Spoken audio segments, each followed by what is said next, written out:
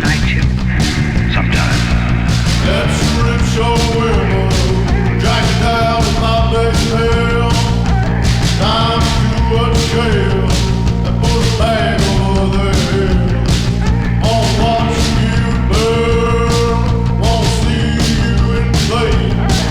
Wanna act you apart, wanna see you made. Good evening, sinners, and welcome back to another episode of Saturday Night Cinema. As always, I'm your host, Sawyer St. Sin. And first, I want to welcome any newcomers that have visited us in the realm of kookiness that I do. Thank you for joining, and hope you stick around. Tonight, terror waits for you in every room, in the house that dripped blood. So this is a anthology, I guess you would say that. It has 4 movies instead of the normal 3 that we normally see from anthologies. But it is from a production company called Amicus. They have done a ton of anthology movies. Sorry. They are, an England company, so, a lot of our favorite, horror Englishmen pop up in this movie. And its release date was April 2nd of 1971. Our director is Peter Dufel. The writers, so Russ Jones wrote the segment called Waxworks, and then the rest of it was written by Robert Bloch. You may know his name. He, wrote a book called Psycho. And he also wrote a lot of short stories that ended up becoming, basically drafts for screenplays for the Amicus films. They worked with Robert on a lot of things. And as always, I found this on Tubi. They also have some of the other Amicus films on Tubi. I think it's like Terror Garden is one, as well as Dr.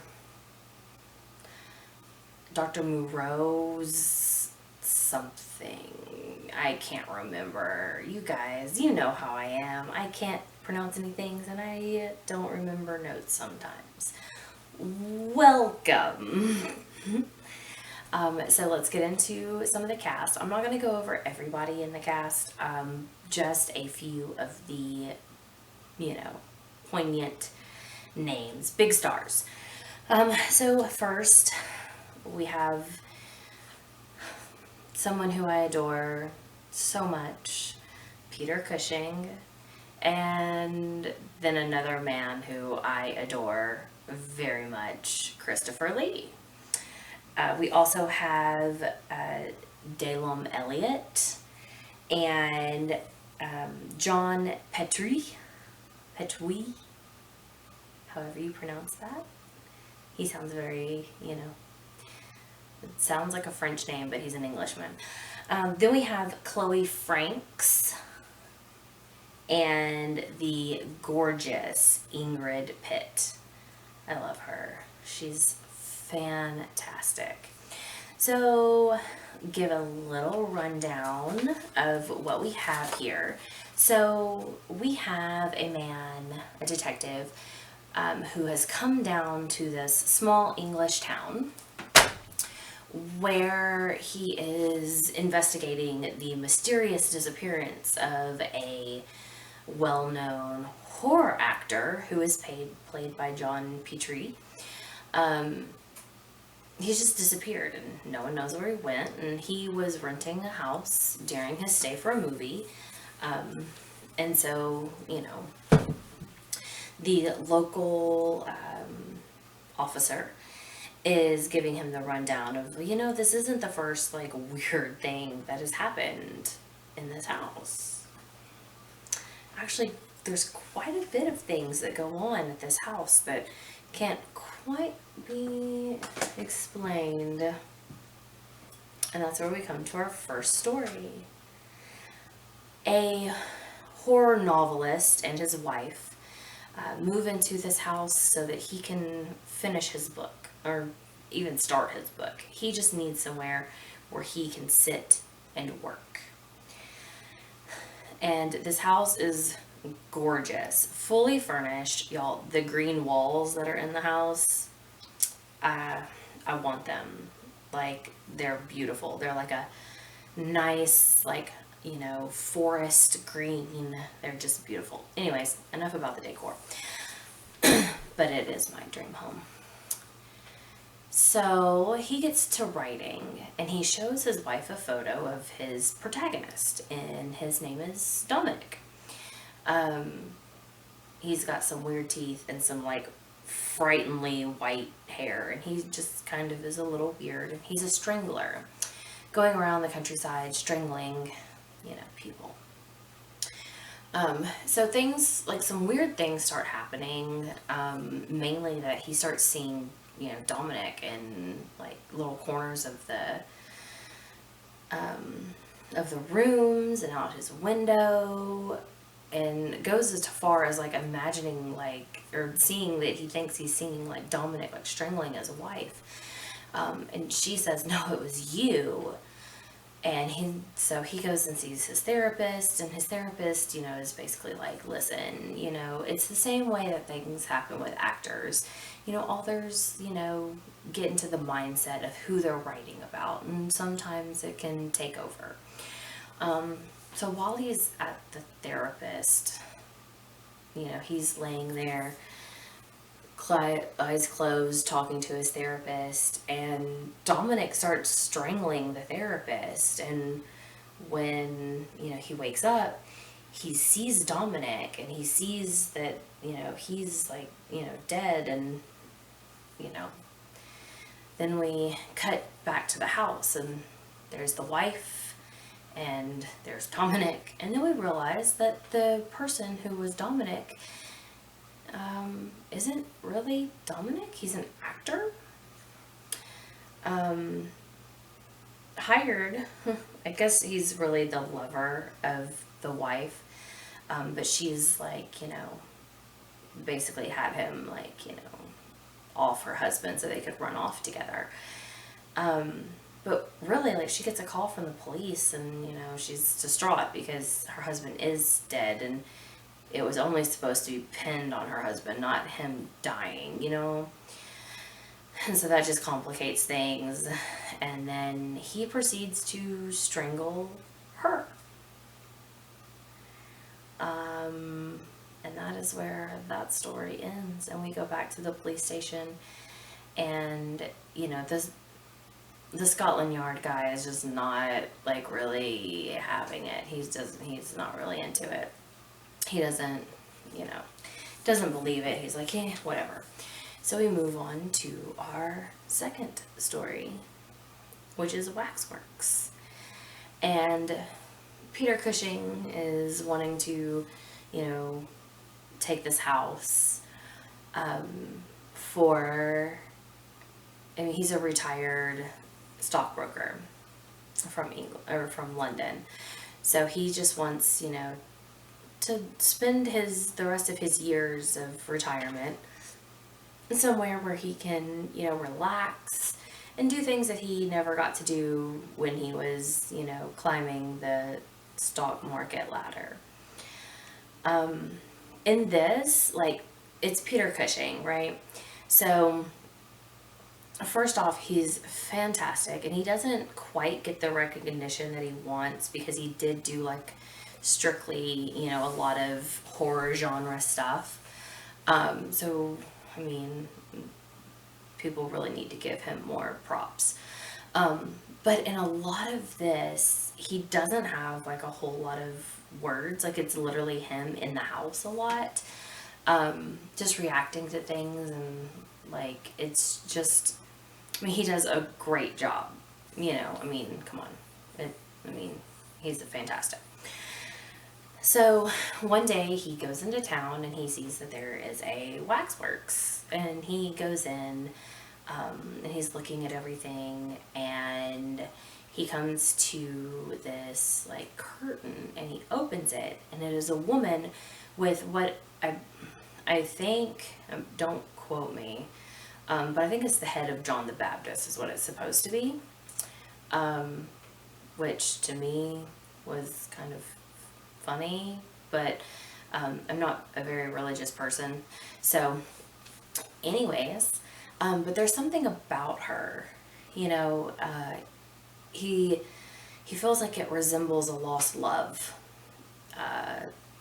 and he can't quite break his gaze and this connection that he feels with this person, or this wax figure, right? And so, like, he meets the guy who did it, and he's like, oh yes, I modeled it after my wife. I wanted to capture her beauty, you know, forever, right? And he says that, you know, a lot of men are captivated by her. And so a friend of Peter's comes to visit him, right? And they're both kind of, you know, you can kind of feel some tension. It feels like maybe like they were after that same girl at one point, you know. But they go into town and they see, you know, his friend sees the waxworks, and he's like, oh man, I haven't been in, you know, to one of those since I was a kid. Let's go. And Cushing's character is like, no, no, we really shouldn't. But they do anyways. And his friend has the same reaction to the statue as what, you know, Cushing did. And like, he doesn't want to leave. He can't like take his eyes off of her. And so like they're having like a conversation about this back at the house, and you know, his friend's like, yeah, you know, I'm just gonna head out, like, you know, there was like this weird thing with him, right? His friends end up going back to the waxworks, and when Peter realizes that he went back after Peter was kind of like, no, I don't think you should do that, Peter goes over there and finds his friend's head on the platter instead of John the Baptist. So the wax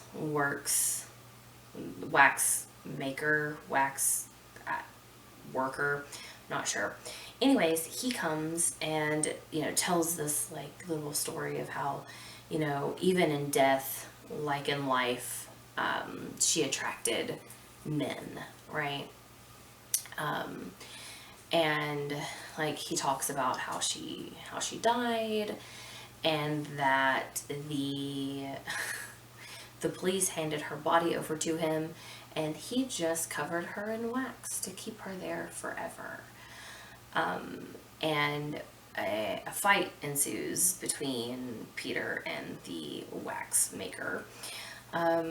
And just when we think that, you know, everything's cool, it like cuts to some people coming into the waxworks. And when the curtain opens, there's Peter's head on the platter.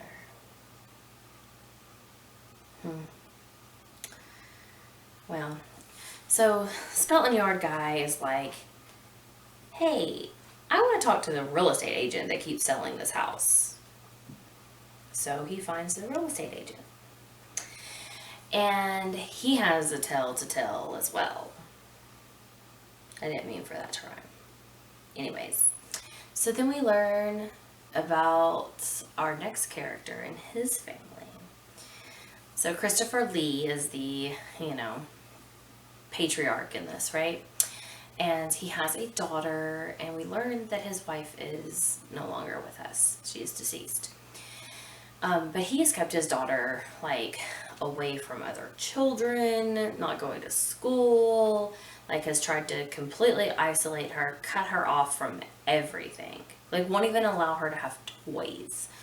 But so he hires this lady who is a retired school teacher. Her husband just passed, so she's, looking to, get some work. So she's hired as this woman, or as this child's like live-in teacher, basically, right? And like some weird things happen. The child has an adverse reaction to fire, like absolutely terrified of it. But once the teacher starts working with her and tells her like, oh, I see like, pretty pictures and, whatever. It seems like the girl ends up like really enjoying it. But the girl also finds like a lot of books in the study about witchcraft. But the teacher notices that, some of the problems with your child is that, she doesn't have toys. She doesn't interact with other children. Like, that's part of her problem as to why she's acting so strange. And Christopher agrees to let the child have educational toys. But when the teacher brings in a doll, he throws it into the fire. And this makes his daughter very, very upset. And that's when she really starts like looking at books about witchcraft. And one night the lights go out, so he's looking for candles and he finds them in the study.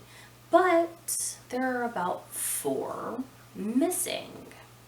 There's some candles missing. And he confronts his daughter about it, and she doesn't say anything. He slaps her across the face, and then she runs into her room. Not good. So we learn that he's happy. He's grateful that his wife died, because he found out who she truly was, right? And we're like, well, what was that? But so some things start happening, like when Christopher is signing the documents on the house, he starts like having horrific pain and he's just screaming out, and then like all of a sudden like it stops. And we notice that the little girl has made a voodoo doll of her father. So like it stops, so he doesn't think anything of it. And then later in the evening, he's yelling out in pain. He's horrible chest pains. So the doctor comes and it's stopped and everything's back to normal and everything seems fine. But, he's like, you need to, find her, get it. Because they see that she has, a wax doll of her father. And so the child runs downstairs to the fireplace that is going. And the teacher is trying to coax her into giving her the wax doll. And, his daughter is just like, no, he won't let me have a real doll. This is not a real doll. That's just what she keeps saying before she throws it into the fire, and you just hear Christopher screaming in agony. So then we go back to the real estate office, and the Scotland Yard detective is still just like, you guys, seriously, what is all this, nonsense about this stuff in this house? There's no way that, it has something to do, with the house itself, right? And so, then the real estate agent tells him what he knows about the celebrity. And that moves us into our 4th story. This is a little bit of a comedy.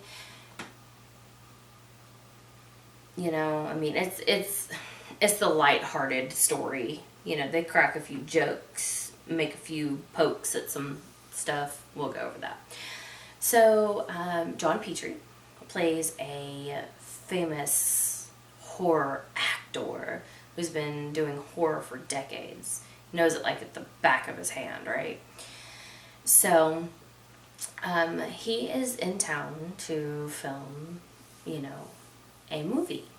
And him and his co-star, who is Miss Ingrid, she found this house and she's like, I knew you would love it. It's, so you, and, so he takes it. And we see him on set, terrorizing the poor director and set designers about how, the little replica that they had was fantastic, but the big thing that they're like the set that they're making is just terrible. It's flimsy.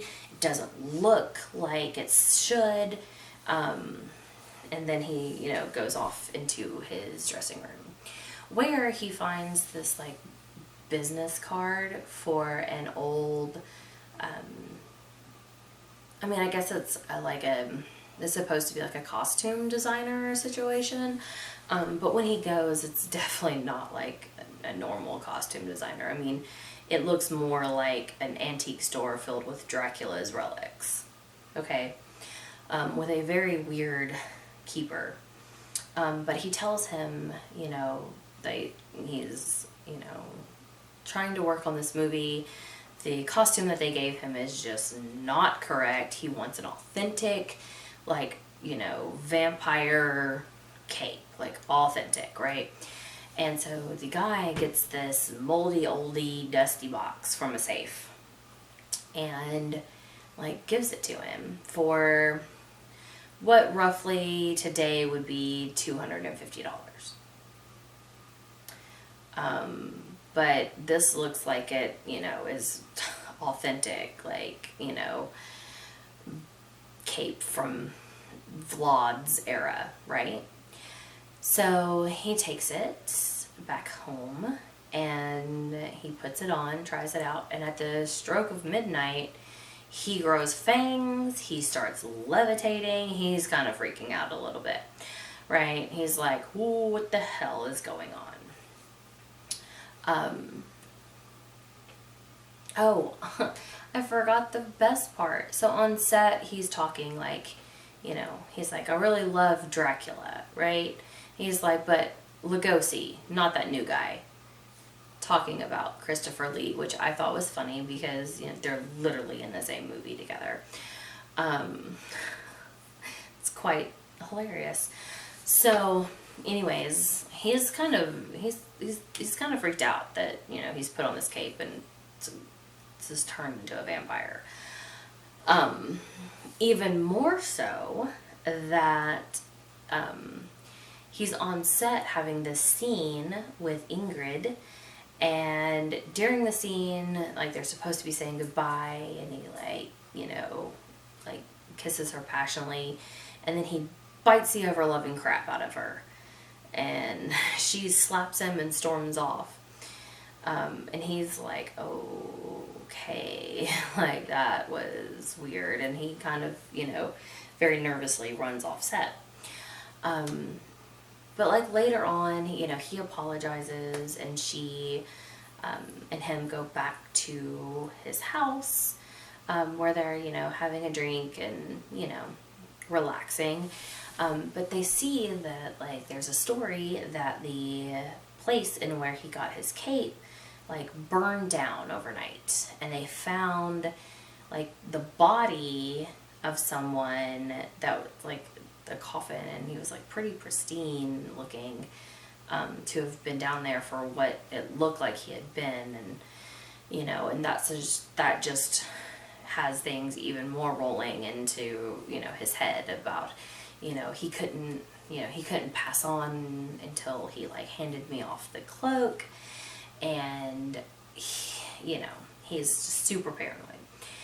And she's like, "Prove it. I don't think that you're correct, And so he goes and grabs the coat, and at the stroke of midnight, he puts it on. Well, but nothing happens. Nothing happens. And so then he realizes, like, it's not the cloak. It's the costume, the terrible one from the movie set. And she's like, oh, what, this one? And she puts it on. And she turns into a vampire. And he, like, runs up the stairs, and she's like, we love you. You know, we've been waiting for you to be one of us for years. And then we just see him just like, ah.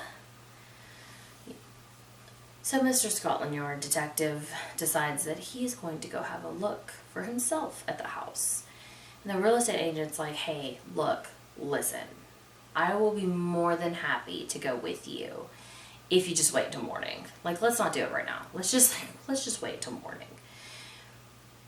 And so Mr. Scotland Yard just won't do that. He's got to go. So he goes in and he starts investigating the house, and he, like, takes a candelabra down into the basement.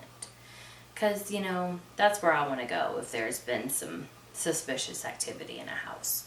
The basement.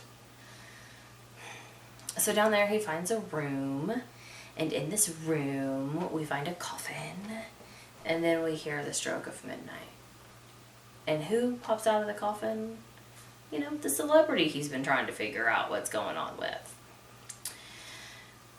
But as he's, you know, he being attacked, he, you know, stake through the heart gets him. It's terrible. Absolutely terrible. But then Miss Ingrid is in the coffin, just right, you know, right beside him. She pops up and attacks our Scotland Yard agent, and that's where it ends. Did she kill him? Did she turn him into a vampire? The world may never know. Anyways, so that was The House That Dripped Blood. It is PG-13. There's not really, I mean, listen, there's not any blood. We really don't, there's no, like, gore or anything. I mean, the worst thing that you see really is someone getting strangled. And that's not even, you know, that, it's not even that intense. So if, you know, you have people in your life that are scaredy cats that don't like horror very much, this is something pretty safe to watch with them because it's pretty tame. It's pretty tame, but I love it. It's fantastic. It has so many, you know, great actors and actresses in it. But yeah, check it out. And so, you know, spooky season is upon us, which, I mean, I live spooky season all year, you know. But since next month is Halloween, every Saturday we will be doing movies that happen on Halloween night. That's the theme. Halloween night. Funtacular. That sounded bad. We'll figure out a different name for it. That's horrible. But so our next treat that we have for you guys is a movie called Trick or Treat. And no, not the one you're thinking of with cute little Sam with a lollipop and the burlap sack head. I am talking about Trick or Treat with two rock legends, Mr. Demon. Do you know who I'm talking about? Come on. When you think rock and you think demon, who do you think of? Yes, Gene Simmons. Rock on. I'm not that big of a Kiss fan, but hey, you know, they grow on you after a while. It's like an earworm that, like, gets in there and just won't, like, get out. And moving on, Ozzy Osbourne. Yay! I'm excited. I've never seen this. My cameraman, producer, editor, all around amazing person that, you know, I have in my house that does things for me. He's seen it. He likes it. Let's try it out. I'm excited for the soundtrack at least. It should have a good soundtrack, right? We'll see. But until next time, have a great evening, and I will see you later, sinners. Bye.